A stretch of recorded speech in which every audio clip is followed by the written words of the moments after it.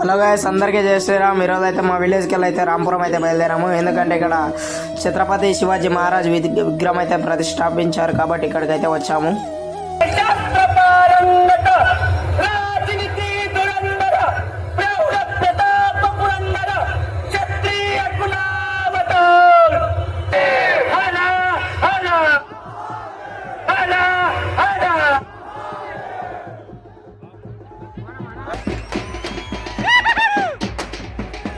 రాంపురం గ్రామానికి ఆదిత్య పరమశ్రీ స్వామి గారు కూడా రావడం జరిగింది.